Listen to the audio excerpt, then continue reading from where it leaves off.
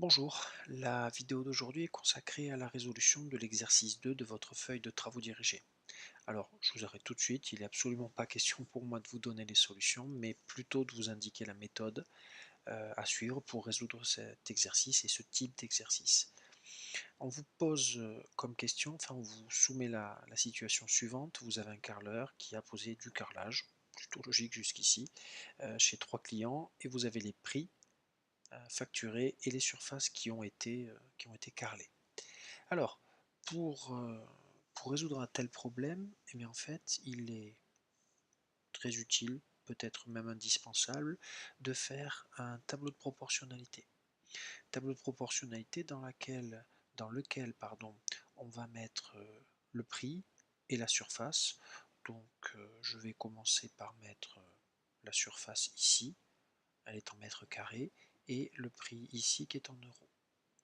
Donc pour une surface de 12 mètres carrés, on a un prix de 420 euros. Ça, ce sont les données du texte. Pour 24 mètres carrés, on est à 840.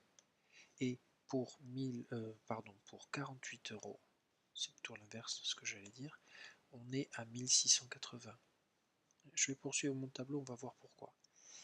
Bien, maintenant, s'il y a situation de proportionnalité, ben, il faut le prouver, il faut savoir quelle est la valeur du coefficient de proportionnalité ici. Et je vous rappelle que pour pouvoir répondre à cette question, comme il est indiqué dans le cours, le coefficient devrait être égal aux valeurs du prix divisé par la surface. Donc si pour toutes les données du tableau, en divisant le prix par la surface, vous avez exactement la même valeur, alors vous avez une situation de proportionnalité. Dans la deuxième question, on vous demande quel est le prix au mètre carré.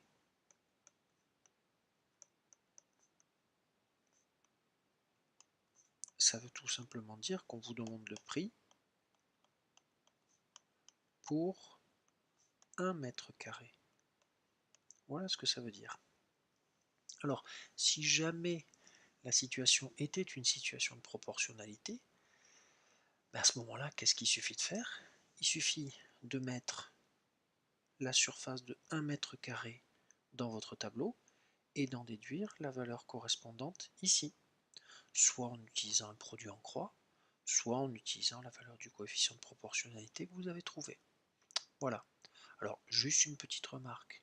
Si jamais dans votre exercice, dans lequel, je vous rappelle, on vous demande d'abord s'il y a proportionnalité et ensuite qu'on vous demande le prix du mètre carré, si vous ne trouvez pas que les deux suites sont proportionnelles, ça veut dire que vous ne pouvez pas faire la deuxième question.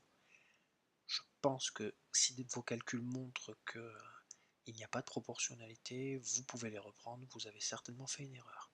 Donc, il y a proportionnalité, à vous de le prouver, à vous de trouver le coefficient de proportionnalité et d'en déduire dans la deuxième question le prix au mètre carré, comme je vous l'ai dit, en remplaçant, en rajoutant une colonne et en calculant quel est le prix pour 1 mètre carré. Voilà, bah écoutez, j'espère que cette vidéo vous sera utile, je vous souhaite bon courage pour la suite et je vous dis à bientôt.